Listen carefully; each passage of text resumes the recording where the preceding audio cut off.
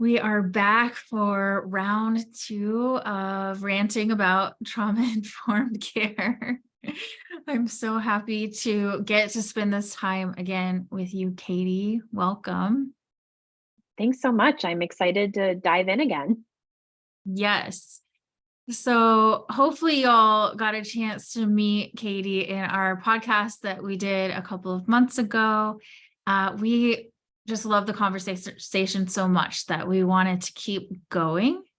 But if you didn't meet Katie, just so you know, Katie is a social worker and a subject matter expert on trauma-informed care and its application across multidisciplinary industries.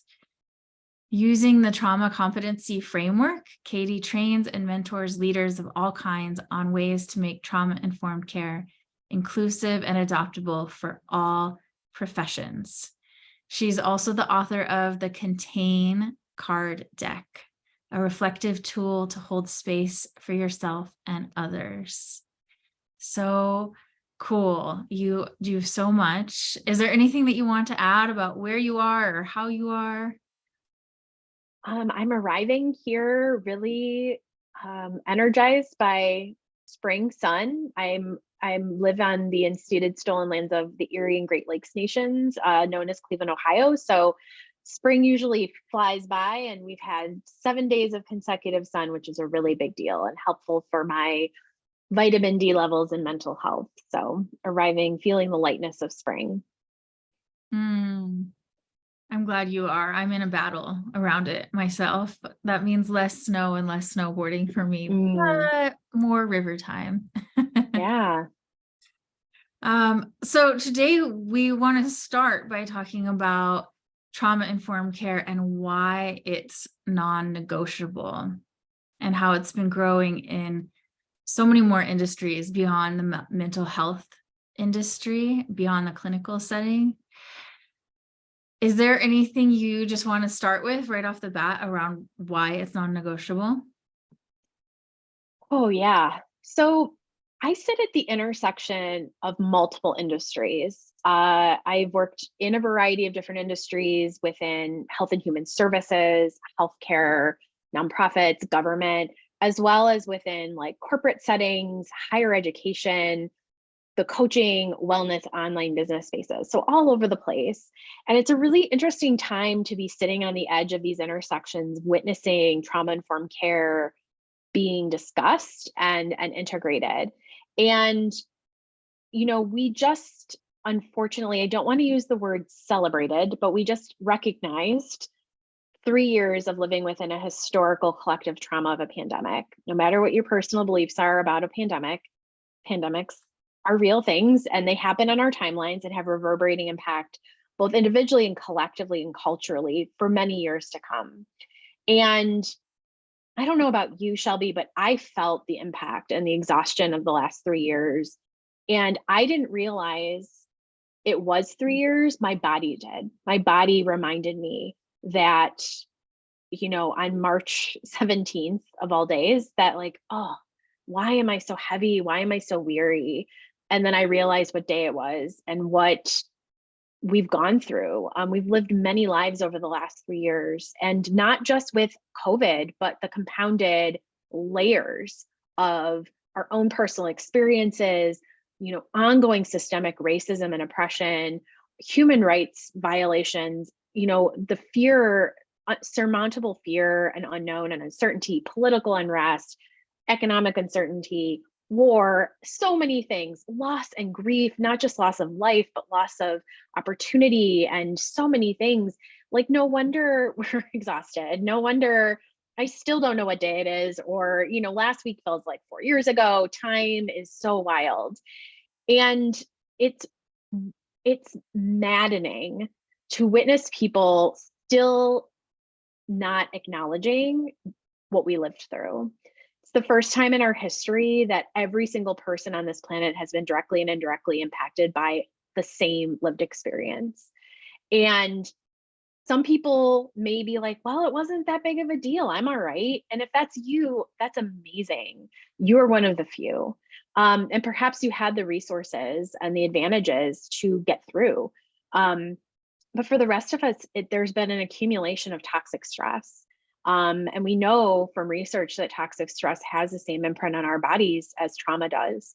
And so it's wild to me that people still are functioning as if this didn't happen and isn't continuing to happen.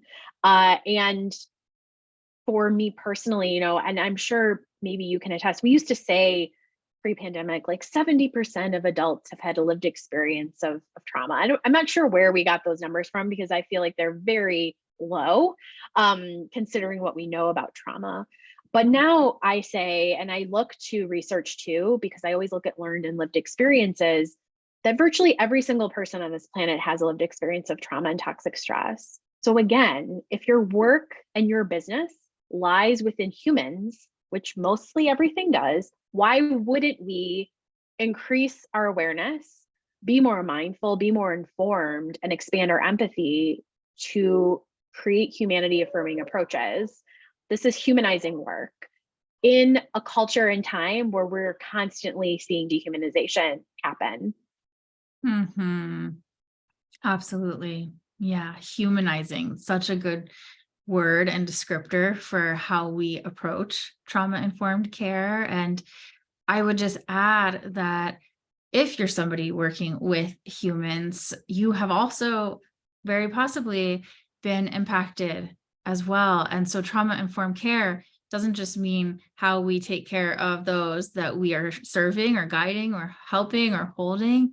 It's how we are in the space in our own nervous systems, cared for and supported as well. Because if we're not able to do our jobs in a way that feels good, and we're sitting in a bunch of unprocessed trauma and grief and stress, it's very, very hard to support others and to be able to thrive from that place. So it has to be non-negotiable all around. Absolutely. I may have shared this in the last episode, but I think it bears repeating. When I first learned about this approach about 15 years ago, I was taught that this is only about my clients. It's only about how I share this within my professional setting towards others, that I wasn't included in that approach. And that always felt really confusing and off for me, because in therapeutic relationships, there's two people. It is focused and it's boundaried. I believe trauma-informed care is a very boundary practice. However, we need a bi-directional approach. We need to include our humanity in the spaces we're holding for other people. And if we bypass our humanity, then it's not trauma-informed, because then we're denying someone's humanity in the process. And that's, again, not a humanity affirming approach. So we can still hold the two truths at the same time, that we can have boundaries and we can be, quote unquote, whatever professionalism is to you within your scope of practice, and also honor our humanity, which includes our pace, our capacity, our own lived and learned experiences at the same time. Mm-hmm. Yeah. I often say, kind of jokingly to friends, that I have a zero tolerance policy for people that are not trauma informed when it involves me seeking out care. If I'm going to a dentist's office, now from here on forward, hair cutters, I had a really overwhelming hair cutting experience just listening to someone talk all their trauma at me recently. Doctor's appointments, massage therapists, like any way I go to allow my body to be cared for, that I, as somebody recovering from complex PTSD, but also highly sensitive and neurodiverse, I really need to be in spaces where I can be affirmed and held and feel safe enough to actually allow myself to receive, to soften, to learn, to grow, and to heal. And it's not worth it to me anymore. The toll is too high. The load is too much. If I go to a dentist that isn't going to have space for my trauma responses when I show up there, because then I'm not only managing myself, I'm also managing them, and that costs way more than the $120 I would have to pay to clean my teeth, or thousands, or if I'm getting a procedure, it's at this point a cost benefit analysis. So a lot of people aren't getting my business.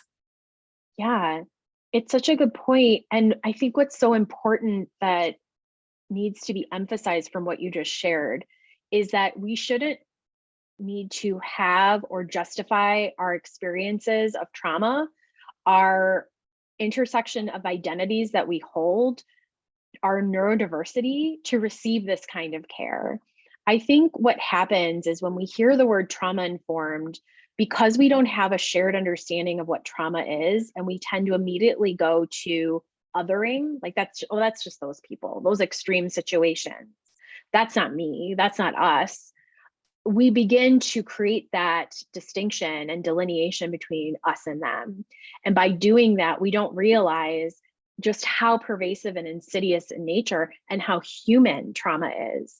And that when we begin to expand our understanding that this isn't just some people, it's all of us. And it is a very human response. Like, our bodies are brilliant. Our bodies are so brilliant that they respond in this way when they don't feel safe. Like, it's just our bodies are doing what they're meant to do. And we all have bodies, we all have nervous systems. So we shouldn't have to earn or fight or have to search so hard to receive this kind of care. It's not complex, it's not clinical. Yes, it does take time to learn and practice it, just like literally anything else in life, but it's so worth it, because when you do feel like you're held in a trauma-informed space, my goodness, what is possible? That feeling this felt sense of safety, trust that can be built over time. We can all kind of bring to our mind's eye in this moment a person or place that makes us feel that way. And what sensations do we feel in our bodies? Do your shoulders drop? Does your heart rate slow? Are you able to breathe a little deeper? Are you able to be more yourself? And that is so incredible. And the thing we tend to bypass when we think of trauma informed care, because we only tend to think of it as a very hyper clinical kind of one kind of dimensional approach. Yeah. I often hear people say that they don't want to learn about trauma because that's for the experts, right? That's for the mental health clinicians. Oh, I just refer out. Or those people don't come to my yoga classes. And the rant and the soapbox that I'm on is, yes, we do. And we're managing a lot when we do. And so to just start taking the blinders off and to know, just like what you just said, when we actually do practice it and learn it, the possibilities are endless of how connected we can be, how at ease we can be, how much we can be breathing together, how much our bodies can feel like grounded in the moment and the present together. There's so much that can happen when we are willing and able to practice these things that actually are quite simple and not too much to learn.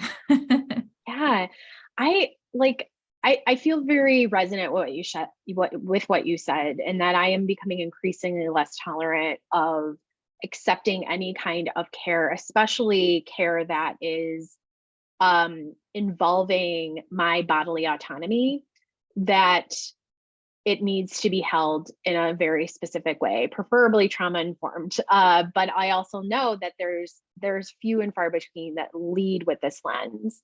And I think I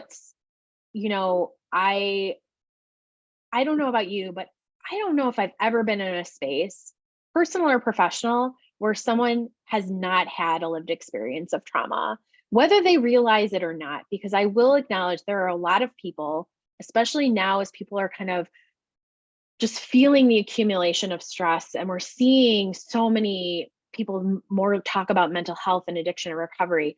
People are sharing their lived experiences, and I don't ever say, well, that's trauma, but I can see, and when I witness it, with just knowing what I know and having been a trauma specialist for so long, that even if we don't label it as trauma or they don't sense it as that, they still have these lived experiences that impact how they show up. And so I'm hard pressed to find a time where I've not met anyone that has had some sort of lived experience or has experienced death and loss and grief, which is so much intertwined with trauma. And so this is where, especially when we are working with people in capacities that are vulnerable, where we're doing any type of body work of any kind, whether it's your dentist or your yoga teacher, whatever, that it's imperative that we hold an understanding of what trauma is, its impact, and then these tools and skills to ensure we're not causing further harm, but also we're promoting cultures of trust and personal safety. Now more than ever, which sounds so hyperbole, but I don't know what else to say anymore. I don't know what else to say anymore unless I put it on a flag and wave it from my house, which I might do. I mean, we'll see what happens. I wonder if you could say a little bit about what the possibilities are that you see when people are in the practice of being trauma informed. What are the possibilities for themselves in their work and those who come to see them? So I teach trauma-informed care from a bidirectional approach. It includes us as the person, I use the term spaceholder essentially needing to be with another person without fixing, solving, judging. I see it as bidirectional in that it includes us. So when we, the space holders, are attuned to ourselves, our own capacities, because life is always going to be lifing, as one of my dear colleagues, Madison Morgan, always says, that life is lifing. And we may be really solid this month, and next month we might be a puddle. And so, and we never know what's going to come about, especially depending on our health, our mental health, et cetera. And so when we can tune into that and be sure that we're honoring our capacity, and we're also regulating our nervous systems, and we're being aware of how that impacts other people, we're then able to show up with more confidence and competence in the spaces we hold. And those nervous systems that we're holding space for impact us as well. And it encourages us to seek out support and not do this work alone, which has incredible benefits because we need connection as much as the air we breathe, the water we drink, and the food we eat. For the people on the receiving end, it's boundless. Depending on the context of the space, I can think personally, I got my ears pierced for like the third or fourth time a few years ago on my birthday. And I went to like a professional piercer because I wanted to be, good. I'm 38. I feel like I'm not going to roll up to Claire's, no judgment if you do. But I went in and I was really nervous because I didn't know what to expect. And I don't like needles. And it was, a stressful time in my life. And I showed up, and this woman who pierced my ears, whether she was trauma informed or not, was incredibly regulated. She walked me through everything. She gave me tons of things of what to expect. We even did some deep breathing beforehand. It was the most beautiful experience I've ever had. And I thanked her afterwards because I said, I really wanted to do this for me. I don't even know why. It's silly and fun, but whatever. And you made this experience incredible. I felt relaxed. I felt in my body. I didn't dissociate at all. It was not painful. And it was just a really simple, 2 ears pierced. But I share that because I could have been gripping the whole time. It could have been really painful. And instead it ended up being a really nourishing experience. And she had no idea. She's like, she never even heard of trauma-informed care until I brought it up because I bring it up everywhere I go. But we have this ability, again, if we think about times and people and spaces where we have felt safety in our bodies, where we have felt trust exists, where we felt like belonging and connection is plentiful. When we bring ourselves to those spaces, those times, those people, when we aren't clenching to fear or unknown, when we're able to access choice, when we're able to speak in a way that's not edited, when we're able to express ourselves in all its beauty and all its imperfection, it allows us to take away all the filters and things that sometimes stop us from showing up. And so the benefits are building trusting relationships and connections and deepened connections that are beyond the surface, to be able to be honest and have real conversations, to be able to have the blocks that sometimes block us that we think are mental or mindset blocks, but really maybe it's our trauma or our lived experience or nervous system. And when we are able to feel regulated and safe, maybe we're able to think a little more clearly and write or create or do whatever it is you do in that space. If you're in healthcare and you're offering this, maybe that person's finally able to be seen and heard and receive the necessary medical care or dental care or anything, because it's all medical care at this point, because it's all in your body. You finally get the care you need, and you finally feel like you can get, the medicine you need or the diagnosis you need or not need, whatever that may be. Yeah. Which is the whole point of going there. Like, sometimes you get the thing you're finally desiring to get from the places you go. Like, it can be that simple and bland. But what I'm trying to say is there's exponential benefits when we just shift our language, when we shift our ability, when we expand our empathy, when we slow things down, when we humanize and put our humanity first. I can't even tell you what's possible, because there's so many endless possibilities with this kind of care. Absolutely. The word boundless just keeps reverberating. It's so perfect for this. And I cannot stress enough how simple the shifts are. I think a lot of people, especially folks who work in a more traditional medical setting, for example, are like, I don't have the time. Like, my setup means humans do not get treated as humans because I'm on my computer and I'm running their stuff through computers. And what would you say to people that are like, I don't even have the time to make a few little shifts or to learn this, I laugh because I get told this constantly. And there's a few things that I say if they're still there willing to listen to me. But we live in a culture and society, especially here in the United States, of unnecessary urgency. And as humans, we exist in social systems. If we look at social determinants of health or social influences of health, 80% of our health exists in social contexts. Only 20% is within actual hospitals, healthcare. It's in the schools we learn in, the places we, access faith or spirituality, in our homes, in our communities, wherever. And so these systems, though, were designed to create unnecessary urgency. They utilize tools that continuously uphold harm, adversity, and trauma, including healthcare, especially healthcare. And so when I hear people in these larger systems, whether it's social services, healthcare, et cetera, say we don't have enough time, I always say, but yes, and we have to look at where is that coming from? Is that coming from you, or is it coming from the system? Because we need to shift the systems of care to create cultures of trauma-informed care, which takes a lot of work. And to be quite honest with you, a lot of these systems don't want to change, because the systems that are designed to harm other people benefit them. So they don't want to change them, which is a whole nother podcast episode.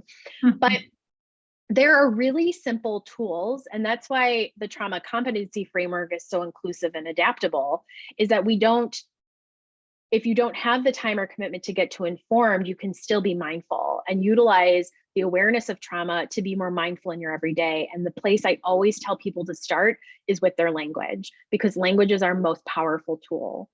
So language also includes your body language, and your eye contact, and how you're showing up. If it's okay, I'll share a quick story of how this showed up. So my dad is a veteran. He receives all his care from the VA. And I was with him as his advocate and social work daughter at an appointment.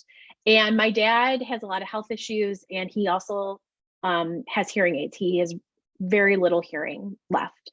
So we're in this doctor's office, and at the VA, if you're not familiar with the veteran healthcare, you get in and it's like a rotating doctor. You never have the same one. It was just like whoever was there. And this doctor was furiously typing on their computer, and my dad was behind him, and so was I. And I could hear this doctor talking and asking questions one after another, really, not so big questions like, do you feel safe? Like, how are you doing? Like big questions that we should be able to take time with, not just rush through. And my dad wasn't responding. And I noticed this dynamic because I too am hypersensitive and keen on what kind of was going on. And this doctor was getting increasingly frustrated with my dad because my dad was not responding. And he then got frustrated with me. And then finally, he turned around in his quick swivel chair and looked at us and said, what's going on? Are you, why are you here if you're not going to answer me? And I looked at him because my dad was like confused. And I said, you do realize your patient cannot hear you. He cannot hear. So you're asking him questions and you're not looking at him. So he can't see that you're talking to him and he cannot hear you. If I were not here, I wouldn't be able to help interpret. And this would have been a total waste of time. And you would have missed his very urgent healthcare needs. So by you just turning your chair and looking at him so he can see that your mouth is moving, we could have saved us a good 15 minutes and you could have offered some compassionate, humane care. Very simple stuff. Turn your chair around. Notice the language you're using. Are you talking to a surgeon or are you talking to a human that didn't go to med school? Shift your language. Person-centered language. People are not their diseases and illnesses. They're humans first. Simple little shifts. Asking for permission, telling them what to expect from the appointment, little things so that they're already extremely stressed out. Going to the hospital, going to healthcare it's terrible. No one likes it. It's stressful. So people are already dysregulated. So how can you come in and be a mirror of regulation and offer that co-regulation in your space? Really simple things that aren't rocket science that we can begin, again, practicing to be more mindful in the spaces we hold, especially in any type of healthcare facility, any healthcare profession. I feel so proud of you right now. I still go into quite a freeze in those kinds of power dynamic situations, and to have the ability to advocate and to speak clearly as an adult that's intelligent, it takes a lot. And what you said is gorgeous. And I wish more of us felt regulated enough to be able to do that. Thank you. And I have to say, though, I was able to do that because I know what the other option is.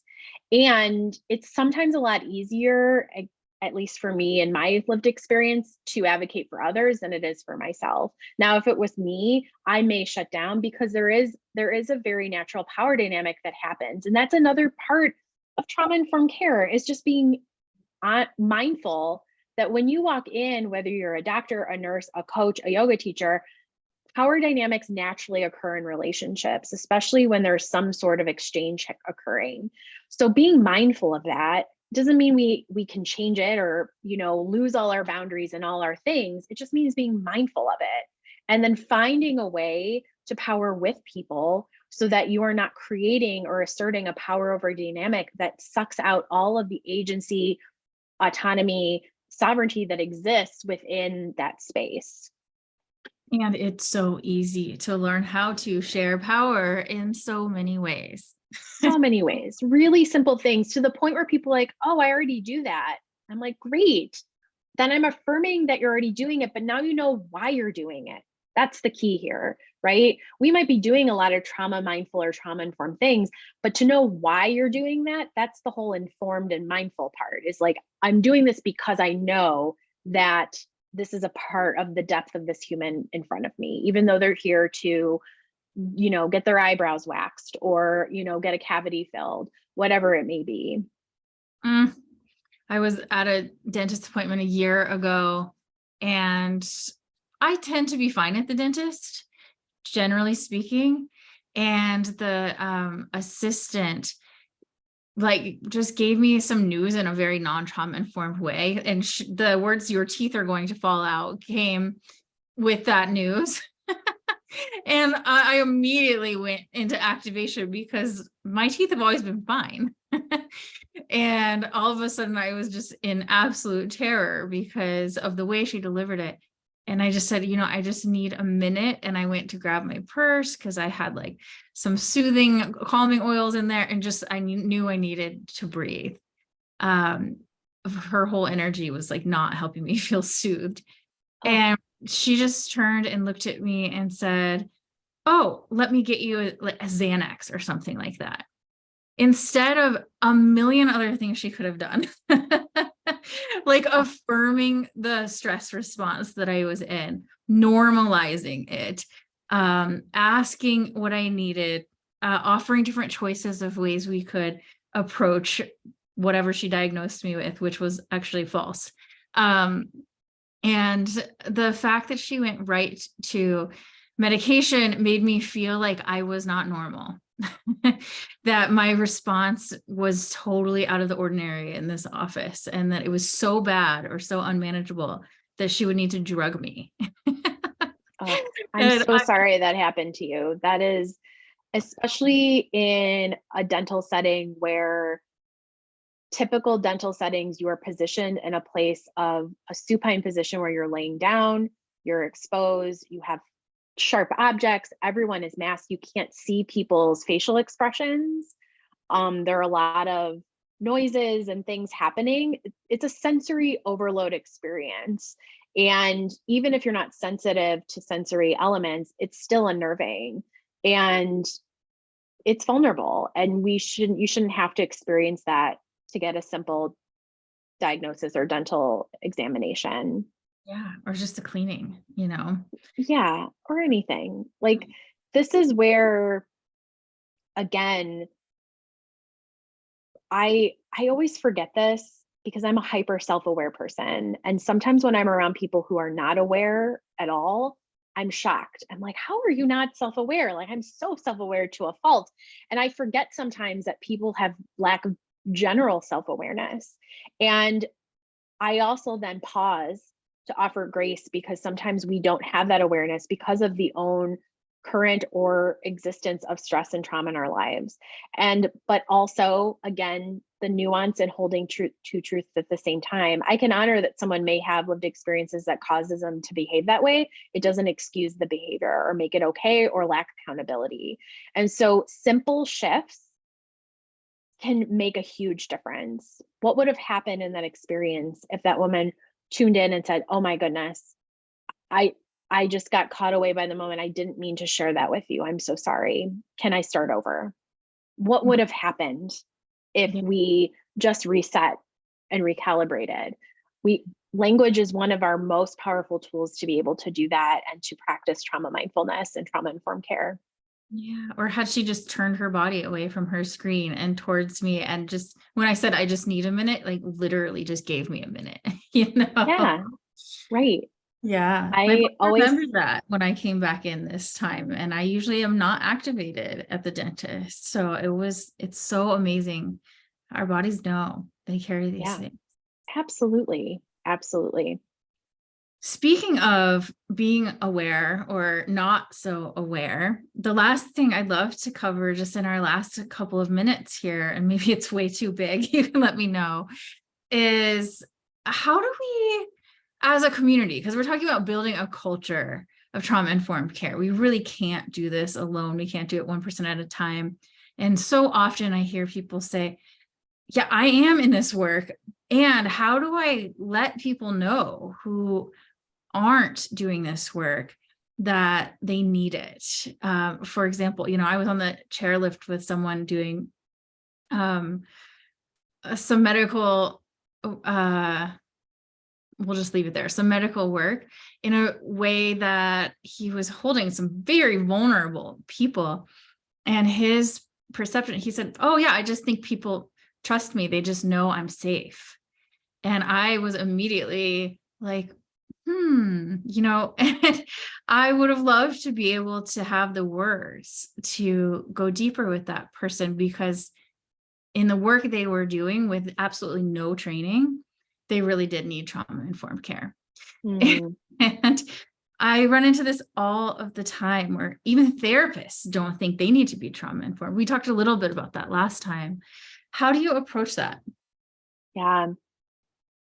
So I think there's a variety of different ways given the context. In that situation with that medical professional who said that, or anyone who ever tells me like, I'm a safe person, this is a safe space, I always pause first because I don't want to react, because it's easy for me to react. The more I do this work, the more I'm bombarded every day with the atrocities of the world. So I have to pause and practice this work. And then I opt for curiosity over judgment, and I ask, well, what does safety mean to you? When you say safe, tell me a little more about what that means. And what ends up happening is there's a lot of assumption and projection.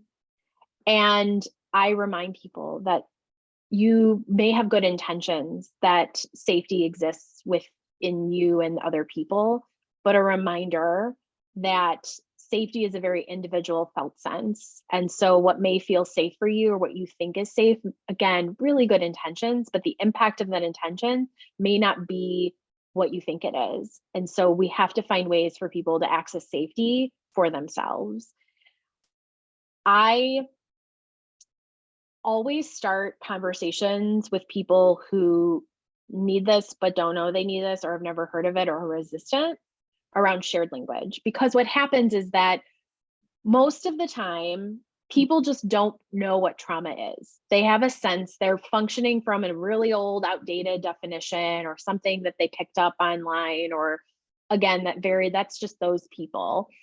Or they still think trauma is just an event and they never experienced that event. So like, whatever, it doesn't have anything to do with me. So by starting with shared language, it helps create shared understanding, which then helps really set up the space and where you're going. And oftentimes it takes time and it can be really frustrating. And that's why, again, this is a practicing leading this work out loud yourself.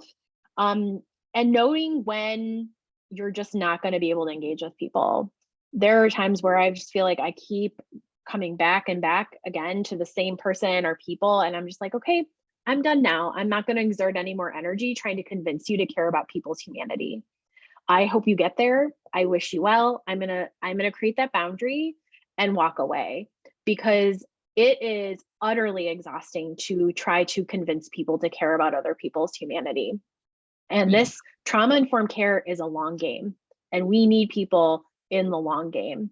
So we need to make sure that we are honoring ourselves and our capacities and our nervous system care and prioritizing it, and coming together in community and sharing examples like this and getting affirmation, and also sharing different tips and tools and trades of how to deal with this, so that we can create that groundswell that lifts the tide, that forces these systems to change their culture, because they're not going to change it on their own. These healthcare systems, these corporates, these higher eds, they're not going to wake up one day and be like, we should be trauma informed. They're not going to do it, because it doesn't affect their bottom line. They need to get the pressure and groundswell from their staff, from their teams, from their students, from their clients, from their patients, that pushes them into that culture shift. Perfect response. I love that trauma informed is a long game. It really, really is. It's a lifetime practice of being and becoming somebody who is learning and growing and evolving in their. And I know that can feel daunting and like, well, what's the point if this is going to take forever and we're never going to get there? Like, why should we bother? And I really encourage people that I've never had more hope for the future of our humanity now, which sounds a little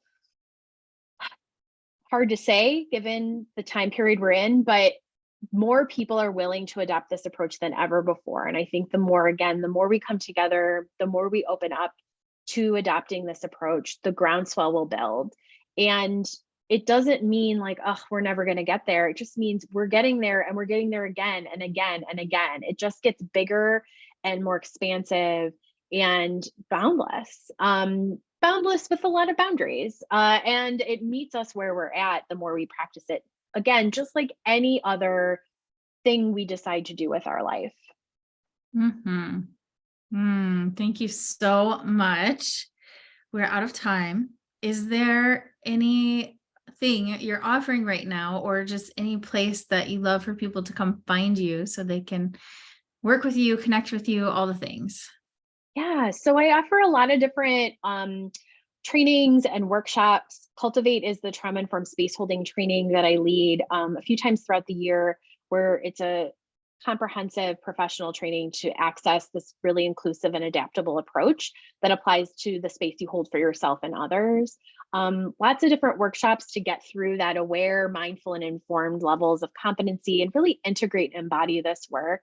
And the Contain card deck is a beautiful tool to hold space for yourself and others to really practice this and support yourself in this regenerative long game that we're all kind of engaged in. And always happy to connect with folks on social media. I hang out on Instagram a lot, so come feel free to pop over there and connect. Beautiful. Thank you so much, Katie. I look forward to more conversations and all the things in the future. Same. Thank you so much.